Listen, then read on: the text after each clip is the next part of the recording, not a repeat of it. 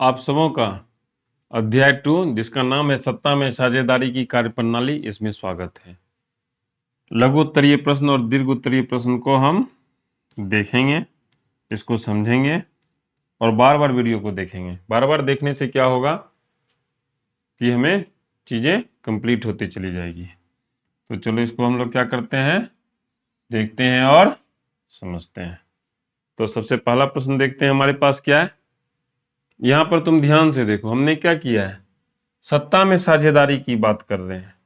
अलग अलग प्रतिष्ठान है, यानी इसमें सत्ता में साझेदारी होगा तो हर चीज में हमें साझेदारी चाहिए, तभी हम साझेदारी कर सकते हैं। चित्र भी वैसा ही है। क्वेश्चन को देखते हैं।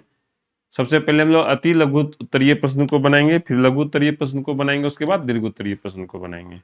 तो सबसे पहला क्वेश्चन है हमारे पास, क्या है हमारे पास क्वेश्चन, एक मिनट।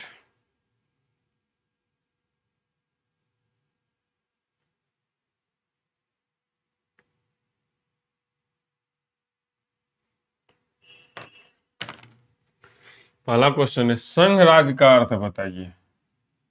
ऐसा राज्य जो संघ हो। पहले यह एक बात को ध्यान रखो, भारत एक राज्य है, बिहार एक प्रांत है।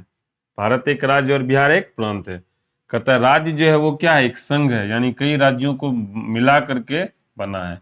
यहाँ राज्य को समझो देश, यानी हम एक ऐसे देश की बात करें जो कई देशों को मिल करके बना हुआ है। तो कहता है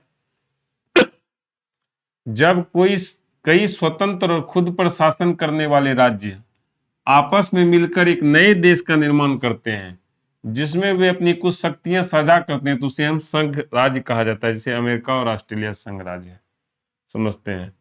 अमेरिका जो है और जो ऑस्ट्रेलिया, अभी तुम जब न्यूज पढ़ोगे तो अमेरिका के राष्ट्रपति कह रहे थे डोनाल्ड ट्रंप कि कनाडा जो कि एक देश है उसको वो चाहते थे कि अमेरिका का हिस्सा बन जाए। तो वहां क्या है कि अलग अलग राज्य जो है उनका अलग अलग संविधान है। जैसे कैलिफोर्निया, वहां अलग कानून चलता है।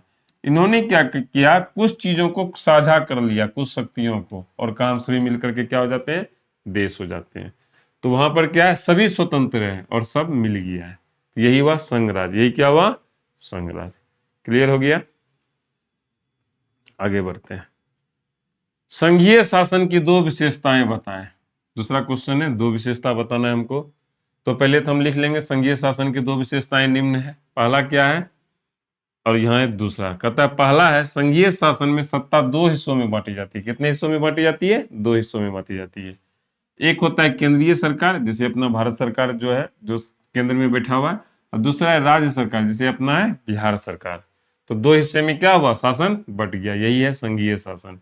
दूसरा, यही जो सरकारें होती है ये दो स्तर की सरकारें होती है, एक पूरे देश के लिए केंद्र सरकार और दूसरी हर राज्य के लिए राज्य सरकार। क्लियर हो गया, दो विशेषता हमने बता दिया। आगे बढ़ते हैं। अब है शॉर्ट आंसर क्वेश्चन है जिसको देखते हैं, क्या है, गुड। सत्ता की साझेदारी से आप क्या समझते हैं। चैप्टर का नाम ही है सत्ता की साझेदारी। चैप्टर का क्या नाम है, सत्ता की साझेदारी। तो क्वेश्चन है हमारे पास, सत्ता की साझेदारी से आप क्या समझते हैं। तो कहता है साझेदारी, यानी कि साझेदारी कब होगी, जब अलग साझेदारी कब होती है, जब अलग अलग पार्टनर होता है। जब मैथ बनाओगे तो उसमें हम पार्टनरशिप की बात करते हैं, है ना, मित्र की बात करते हैं। तो ये जो पार्टनरशिप है, ठीक है, ये कब होता है, जब ज्यादा समूह होता है। यानी जब सरकार में अलग अलग समूह हो, जैसे किसान, मजदूर, व्यापारी, शिक्षक आदि को अपनी बात कहने या नीतियों पर असर डालने का मौका मिलता है, तो इसे हम सत्ता की साझेदारी कहते हैं। एक अलग समूह है, एक समूह है किसान। पेपर में पढ़ता होगा, किसानों ने क्या किया, चलो दिल्ली और रोड को कर दिया जाम। यानी उनको अपनी बातें मनमानी है, सत्ता में साझेदारी चाहिए। बहुत बार क्या होता है, मजदूर संगठन हड़ताल कर देते हैं कि हमारी मांग सरकार मांगे। व्यापारी भी हड़ताल करते हैं, शिक्षक भी हड़ताल करते हैं अपनी बातों को मनवाने के लिए। तो जब अपनी बातों को मनवाने के लिए इनको मौका मिलता है तो ये अपना काम करते हैं। तो इस प्रकार की जो साझेदारी होती है इसे हम क्या करते हैं, सत्ता की साझेदारी करते हैं। अब इसमें क्या होता है, इससे कोई एक समूह ज्यादा ताकतवर नहीं बन पाता क्योंकि दूसरा समूह से संतुलित कर देता है। अब शिक्षक ये नहीं कर सकता है हम नहीं पढ़ाएंगे, क्योंकि वहीं पे व्यापारी के भी बच्चे पढ़ते होंगे, मजदूर के भी बच्चे पढ़ते होंगे और किसान के भी बच्चे पढ़ते होंगे। किसान नहीं कह सकता है कि गेहूं हम ज्यादा दाम में बेचेंगे, क्योंकि ये सभी उस गेहूं का खाते हैं। व्यापारी नहीं कह सकता है कि हम ज्यादा दाम में बेचेंगे, क्योंकि फिर वही किसान जो इसको माल देता है वो फिर दोबारा जरूरत पड़ने पे उसी माल को दोबारा खरीदता है। तो इसमें क्या होता है, कोई भी जो एक समूह है वो ज्यादा ताकतवर नहीं बन पाता है। क्लियर हो गया। अब ये जो सत्ता की साझेदारी है, ये राजनीतिक दलों और गठबंधन सरकारों के जरिए भी दिखाई देती है। अब क्या हुआ कि ये जो किसान थे, इन्होंने क्या किया, किसी राजनीतिक दल को समर्थन कर दिया। ठीक है, इस बार हम कांग्रेस को वोट दे देते हैं। बहुत पहले चौधरी चरण सिंह किसानों के नेता हुआ करते थे। क्या नाम था? चौधरी चरण सिंह। अब इससे क्या किया, आपको वोट कर दिया पंजाब में। जहां कांग्रेस की सरकार थी वहां किसकी सरकार आ गई? वहां आपकी सरकार आ गई। जब कई पार्टियां मिलकर सरकार बनाती है तो क्लियर हो गया। इसी को तुम और अगर बढ़ा करके लिखना चाहो तो दो तीन अपने मन से भी जोड़ सकते हो। ये मुख्य बातें हैं, इसको यहीं तक रहने दो। गुड। अब आते हैं दूसरा नंबर क्वेश्चन। सत्ता की साझेदारी लोकतंत्र में क्या महत्व रखती है? अब सत्ता की साझेदारी तो हो रही है, लेकिन लोकतंत्र में, जो अपने देश में भी लोकतंत्र है, इसमें इसका महत्व क्या है? इसमें इसका महत्व क्या है? तो कहता है हमारे लोकतंत्र में ये जो हमारे हमारे पास है, ये क्या है? लोकतंत्र है। कहता है इसमें सत्ता की साझेदारी इसलिए जरूरी है, यहाँ सत्ता की साझेदारी क्या है? जरूरी है, क्योंकि इससे यह तय होता है, क्या तय होता है, कि सत्ता किसी एक व्यक्ति या समूह के हाथ में पूरी तरह से ना रहे। अगर अब देखो, क्या अलग अलग जाति के लोग हैं, अलग अलग धर्म के लोग हैं, अगर सबको सत्ता में साझेदारी है तो इसका क्या मतलब है? सबों का हाथ है, यानी किसी एक व्यक्ति का हाथ नहीं है, यानी एक व्यक्ति के हाथ में पूरी तरह से नहीं है। इससे क्या होगा? लोकतंत्र मजबूत होगा। लोकतंत्र क्या होगा? मजबूत होगा और निष्पक्ष बनेगा। क्या होता है, एक उंगली उतनी मजबूत नहीं होती है, लेकिन जब हम उंगली को मिला करके मुट्ठी बनाते हैं तो मुट्ठी क्या हो जाती है? मजबूत हो जाती है। और जब कोई चीज मजबूत होता है और कई लोगों के साथ से होता है तो वो क्या होगा? निष्पक्ष होगा, किसी एक व्यक्ति के पक्ष में नहीं जा सकता है। अब ये उंगली इधर नहीं कर सकती कि उधर जाओ, क्योंकि अब ये मुट्ठी जिधर जाएगी हर उंगली भी उधर ही जाएगी। तो क्लियर हो गया। अगला क्वेश्चन देखते हैं। सत्ता की साझेदारी के अलग अलग तरीके क्या हैं? तो दो मुख्य तरीके हैं। कितने तरीके हैं? दो मुख्य तरीके हैं। पहला है क्षैतिज और दूसरा है ऊर्ध्वाधर। क्षैतिज को ही हम अंग्रेजी में कहते हैं हॉरिजॉन्टल। क्षैतिज को ही अंग्रेजी में हम क्या कहते हैं? हॉरिजॉन्टल। कहता है इसमें तीन अंग हैं। कितने अंग हैं? तीन अंग हैं। विधायिका, कार्यपालिका और न्यायपालिका के बीच बांटी जाती है। और क्यों बांटी जाती है? ताकि एक दूसरे पे नियंत्रण बना रहे। अब तुम समझो, संसद अभी क्या है? भारत, श्री नरेंद्र मोदी जी जो है, माननीय श्री नरेंद्र मोदी भारत के प्रधानमंत्री हैं। जब ये इलेक्शन लड़ रहे थे तो आप लोगों ने ध्यान दिया होगा, बहुत वो वीडियो बहुत ज्यादा वायरल हुई थी कि ये खड़े होकर के वहां के जो तत्कालीन कलेक्टर थे, जो जिलाधिकारी थे, उनके सामने अपना निर्वाचन पत्र सौंप रहे थे। यानी उस समय मालिक कौन था? चुनाव के समय कार्यपालिका। उसमें मालिक कौन हो गया था? कार्यपालिका। जब जीत गए तो फिर तुम देखना कि वही आईएएस इनको, एसपी या डीएम क्या कर रहा है? सैल्यूट कर रहा है। तो फिर क्या हुआ? मालिक वो बन गए। और बहुत बार क्या होता है, जब ये लोग गलत करने लगते हैं तभी अभी क्या हुआ था, न्यायपालिका ने हस्तक्षेप किया था बिल पर। सरकार बिल को पास नहीं करवा रही थी राष्ट्रपति, माननीय राष्ट्रपति महोदय के द्वारा।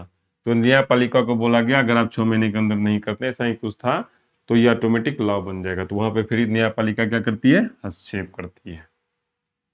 क्यों? ताकि तीनों पे नियंत्रण बना रहे। ऊर्ध्वाधर, वर्टिकल साझेदारी, ये तो था हॉरिजॉन्टल साझेदारी। कहता है सत्ता केंद्र सरकार और राज्य सरकार के बीच बांटी जाती है। देखो, हॉरिजॉन्टल ऐसा हुआ, वर्टिकल ऐसा हुआ। इसमें दोनों स्तर की सरकारें अपने अपने क्षेत्र में स्वतंत्र रूप से काम करती है। यानी केंद्र, अब देखो कैसे होता है, ये तीनों एक साथ है, कार्यपालिका, विधायिका और न्यायपालिका। अब वर्टिकल है, यहाँ केंद्र सरकार और नीचे में क्या है? राज्य सरकार है। यहाँ है केंद्र और यहाँ है राज्य। तो ये हो गया वर्टिकल, और सब अपना अपना काम करती है। क्लियर हो गया। आगे बढ़ते हैं। अब दीर्घ उत्तरीय प्रश्न है, 3 ही क्वेश्चन नहीं और भी क्वेश्चन है, उसको हम लोग देखते हैं। गुड। राजनीतिक दल किस प्रकार से सत्ता में साझेदारी करते हैं? सत्ता में साझेदारी की बात हो रही है तो कहता है ये जो राजनीतिक दल है ये किस प्रकार से सत्ता में साझेदारी करती है। तो देखो क्या है, कहता है कि ये जो राजनीतिक दल है ये सबसे ज्यादा दिखाई देने वाला उदाहरण है जो कि सत्ता में साझेदारी करता है। कैसे करता है? तो पहला काम क्या करता है, चुनाव लड़ता है और सरकार बनाने की कोशिश करता है। अभी बिहार में इलेक्शन होने वाला है तो सभी राजनीतिक पार्टियां क्या करेगी, चुनाव लड़ेगी और सरकार बनाने की कोशिश करेगी। जब 2 या 2 से ज्यादा दल मिलकर चुनाव लड़ते हैं या सरकार बनाते हैं तो वो सत्ता में साझेदार बन जाते हैं। अब तुम ध्यान देखना, कांग्रेस और आरजेडी, कांग्रेस और राजद मिलकर लड़ेगी, बीजेपी और नीतीश कुमार मिलकर लड़ेंगे। तो क्या होगा, वो सत्ता में, अब जो भी जीतेगा वो सत्ता में क्या हो जाएगा, साझेदार बन जाएगा। अभी बीजेपी और जदयू मिलकर के सरकार बनाई हुई है तो ये दोनों क्या है, सत्ता में साझेदार है। सत्ता में क्या है, साझेदार है। जब अलग अलग विचारों, समाजों और क्षेत्रों के राजनीतिक दल एक साथ सरकार चलाते हैं, अलग अलग विचार है, अलग अलग समाज से आते हैं और अलग अलग क्षेत्र से आते हैं, तो यह साझेदारी का सबसे अच्छा रूप माना जाता है। खास करके अभी जब तुम केंद्र सरकार की सरकार देखोगे तो यहाँ पे चंद्रबाबू नायडू की पार्टी ने बीजेपी को समर्थन दिया हुआ है। दक्षिण की पार्टी है ये, जो चंद्रबाबू नायडू की पार्टी है, कहाँ की है, आंध्र प्रदेश की पार्टी है, यानी दक्षिण भारत की पार्टी है और केंद्र में बीजेपी को समर्थन कर रही है। अभी तक तो हम राजनीतिक पार्टी की बात किए थे, कहता है सिर्फ राजनीतिक पार्टी ही नहीं, जन आंदोलन और संघर्ष भी सत्ता में भागीदार का एक तरीका है। जैसे नेपाल में आंदोलन, जिससे राजा की जगह जनता के प्रतिनिधियों को सत्ता मिली। बगल में नेपाल है ना, यहाँ पे राजा का शासन था लेकिन जन आंदोलन हुआ, राजा को हटा दिया गया और अब वहां इलेक्शन होता है और जनता के प्रतिनिधि चुने जाते हैं। बोलीविया में जन आंदोलन, जहां लोगों ने जल निजीकरण का विरोध किया, जल का क्या किया, निजीकरण कर दिया, लोगों को पीने के लिए पानी की कमी हो गई। महिलाओं के लिए आरक्षण की मांग, जिसमें महिलाएं सत्ता में भागीदारी के लिए संघर्ष कर रही है। ये सब क्या है, जन आंदोलन है। ये सब क्या है, जन आंदोलन है। इसके अलावा कहता इतना ही नहीं, इसके अलावा लोकतंत्र में सरकार की शक्तियां 3 हिस्सों में बांटी जाती है। कितने हिस्सों में बांटी जाती है, 3 हिस्सों में। पहला है विधायिका, पहला है विधायिका, दूसरा है कार्यपालिका और तीसरा है न्यायपालिका। और ये तीनों क्या करती है, एक दूसरे पर नियंत्रण रखती है। तीनों क्या करती है, नियंत्रण रखती है और सत्ता में भागीदार होती है। तो हमने क्लियर कर लिया 1 नंबर क्वेश्चन। अब आगे बढ़ते हैं, 2, 3, 4 भी देखते हैं। गठबंधन की सरकारें में सत्ता में साझेदार कौन कौन है, हम इतना ही लिखे हैं। पहला नंबर क्वेश्चन का जो आंसर लिखे हैं तुम चाहो तो उसको यहाँ डाल सकते हो, तुम्हारा काम हो जाएगा। तो इसलिए हम इसको खाली जगह रखें, इसलिए हम उसको क्या किए हैं, खाली जगह रखे हैं। आगे बढ़ते हैं। दबाव समूह किस तरह से सरकार को प्रभावित कर सत्ता में साझेदार बनते हैं। दबाव डाल रहा है, प्रेशर डाल रहा है। तो चलो देखते हैं। कहता है दबाव समूह जैसे व्यापारी, किसान, शिक्षक, मजदूर आदि सरकार की नीतियों को प्रभावित करते हैं। कैसे करते हैं, वे कभी कभी सरकारी समितियों में शामिल होते हैं या विरोध या समर्थन करके सरकार पर दबाव डालते हैं। इस तरह के प्रत्यक्ष रूप से सत्ता में भागीदार बन जाते हैं। चलो इसको समझते हैं। उदाहरण लेते हैं मजदूर का, उदाहरण लेते हैं मजदूर का। मजदूरों का यूनियन है, मजदूरों का क्या है, यूनियन है। मजदूर करने का मतलब ये नहीं हुआ जो दिहाड़ी मजदूर करते हैं, जो सरकारी सेवा करते हैं वो भी क्या है, मजदूर है। वो क्या है, सरकारी समितियों में भी शामिल होते हैं। बहुत बार क्या होता है, सरकार की अलग कमेटी बैठती है जिसमें वो प्रतिनिधि के रूप में शामिल होते हैं। बहुत बार वो सरकार की विधियों का क्या करते हैं, विरोध करते हैं। तो कई बार नीतियां अगर सही होती है तो उसका समर्थन भी करते हैं। तो इससे क्या होता है, जब विरोध हुआ तो दबाव बना, समर्थन हुआ तो भी दबाव बना। तो देखा जाए तो वो इलेक्शन नहीं लड़ता है लेकिन फिर भी वो प्रत्यक्ष रूप से सत्ता में भागीदार बन जाते हैं। क्लियर हो गया। जब एक समूह सरकार पर दबाव डालता है तो दूसरा समूह उसके विरोध में दबाव बनाता है, जिससे संतुलन बना रहता है। जैसे कोई बिल है, ठीक है, मान लो अभी क्या है ना, हिंदी को तीन भाषा का था। दक्षिण भारत के लोग दक्षिण भारत की पार्टियां बोली हिंदी हमारे यहाँ आप मत थोपिए, हिंदी हमारे यहाँ आप मत थोपिए। तो क्या हुआ, विरोध में हुआ। इससे क्या हुआ, संतुलन बना रहता है। बहुत ऐसा हो सकता है कि वहाँ के बहुत लोग हिंदी पढ़ने के लिए हो सकता है इच्छुक नहीं हो। अगर जबरदस्ती हिंदी थोप दी जाएगी तो उनका मानसिक विकास नहीं होगा। हमारे यहाँ अगर तमिल भाषा जबरदस्ती थोप दी जाए तो हमारा मानसिक विकास नहीं होगा, क्योंकि बच्चे मातृभाषा में ज्यादा सीखते हैं। तो क्या हुआ, उन लोगों ने विरोध किया। तो विरोध से क्या हुआ, संतुलन बना रहा, संतुलन बना रहा। क्लियर हो गया 3 नंबर। आगे बढ़ते हैं। कहता है निम्नलिखित में से किसी एक कथन का समर्थन करते हुए 50 शब्दों में उत्तर दें। 3 कथन है, किसी एक का ही आपको समर्थन करना है। तो देखते हैं क्या समर्थन करना है। किसी एक का आप समर्थन कीजिए। हमने दूसरा नंबर का समर्थन किया। हमने किसका समर्थन किया है, दूसरा नंबर का। सत्ता की साझेदारी की जरूरत क्षेत्रीय विभाजन वाले देशों में होती है। देखो जहां क्षेत्रीय विभाजन है, बटा हुआ है तो लड़ाई होगा। तो वहां पर सत्ता की साझेदारी जरूरी है, यानी सभी बटे हुए लोगों को अगर हम सत्ता में साझेदारी दे करके एक जगह कर दें तो संतुलन बना रहेगा। कहता है क्षेत्रीय विभाजन वाले देशों में सत्ता की साझेदारी बहुत जरूरी होती है। भारत एक विशाल देश है जहां विभिन्न भाषाएं, धर्म और संस्कृतियां मौजूद हैं। लोकतंत्र में यह आवश्यक है कि सभी समुदायों को निर्णय लेने में भाग लेने का अवसर मिले। चलो समझते हैं। विशाल देश है भारत, क्या है, एक विशाल देश है। जब कोई देश विशाल होगा तो वहां विभिन्न प्रकार की भाषाएं होगी, धर्म होगा और संस्कृतियां होगा, तभी तो वो विशाल है। और जैसे विभिन्न प्रकार की भाषाएं, धर्म और संस्कृतियां होगी तब क्या हो जाएगा, हमारे लिए यह आवश्यक है इस लोकतंत्र में कि निर्णय लेने में सभी को भाग लेने का अवसर मिले। और यह अवसर कब मिलता है, इसलिए क्या किया गया कि भारत में केंद्र और राज्य सरकार के बीच शक्तियों का बंटवारा किया गया। जब हम शक्तियों का बंटवारा करेंगे तो सबको भाग लेने का अवसर मिलेगा। इससे क्या हुआ, जब शक्तियों का बंटवारा हुआ तो सभी क्षेत्रों को समान प्रतिनिधित्व मिल सके, इसलिए हमने बंटवारा किया। अगर भारत एकात्मक सरकार बनाता, एक ही चीज की सरकार बनी होती, तो छोटे राज्यों की सुरक्षा और विकास प्रभावित हो सकता था। इसलिए संघीय शासन व्यवस्था को अपनाना आवश्यक था। अब आते हैं उत्तर प्रदेश और हम आते हैं अरुणाचल प्रदेश। 2 राज्य हैं हमारे पास। इसकी जनसंख्या काफी कम है, जिस वजह से मेरे ख्याल से शायद एक ही सांसद यहां से चुना जाता है और यहाँ पर 80 सांसद चुना जाता है। लेकिन भारत का जो संविधान है, उन्होंने दोनों राज्य को बराबरी का मौका दिया हुआ है। तो ये एक सांसद भी उतना ही प्रभाव डालता है जितना 80 सांसद प्रभाव डालता है। तो क्या है, प्रभाव डालने मतलब देखो 80 है तो इसका मेजोरिटी ज्यादा है, इसकी बात ज्यादा सुनी जाती है। लेकिन सत्ता का संतुलन है, ये 80 इसके साथ बदमाशी नहीं कर सकता है राज्य के आधार पर। यही चीज का कहने का मतलब है। आगे बढ़ते हैं। गुड।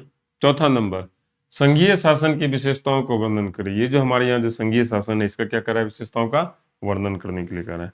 टोटल हमने कितना लिखा हुआ है, टोटल हमने 9 लिखा हुआ है। तो चलो समझते हैं। पहला क्या है, सत्ता का बंटवारा। तभी से पढ़ रहे हैं, केंद्र और राज्य सरकार के बीच क्या शक्तियां बांट दी जाती है, कोई दिक्कत नहीं है।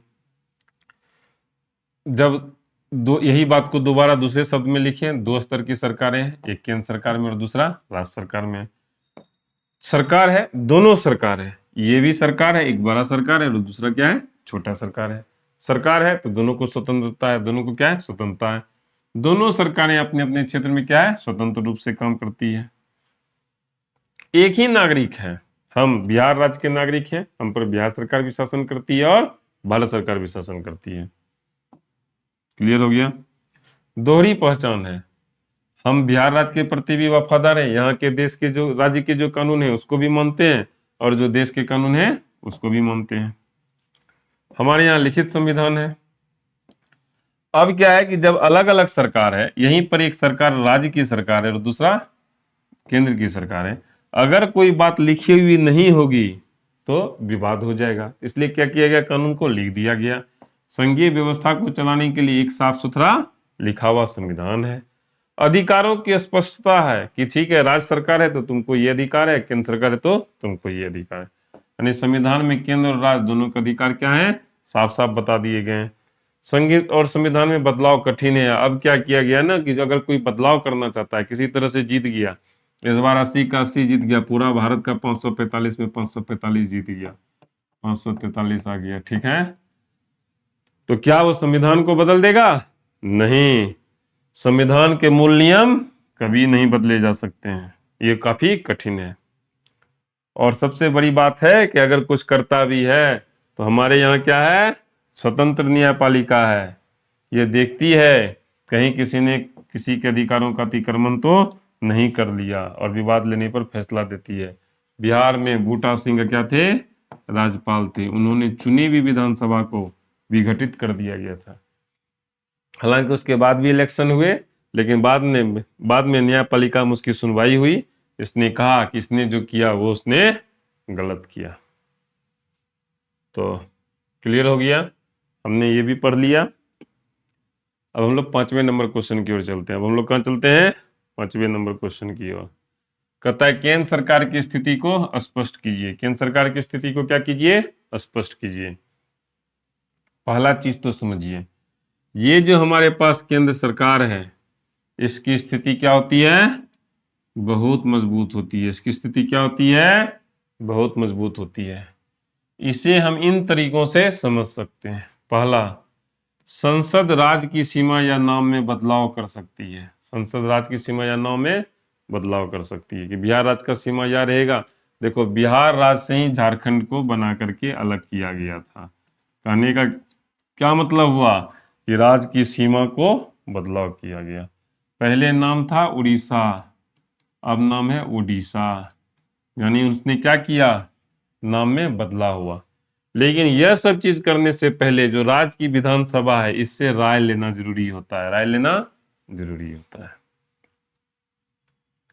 जब देश में आपातकाल लगता है, एक बार अपने देश में आपातकाल लगा हुआ है, श्रीमती इंदिरा गांधी के समय, उस समय क्या था, सारी शक्तियां किसके पास चली जाती है, केंद्र सरकार के पास चली जाती है। और उस समय सारे संघीय व्यवस्था क्या हो गया था, कमजोर हो गया था। सामान्य शासन में भी केंद्र सरकार के पास पैसे और योजनाओं पर ज्यादा नियंत्रण होता है। जो पैसा आता है ना राज्य को खर्चा करने के लिए, वो केंद्र सरकार के पास से आता है।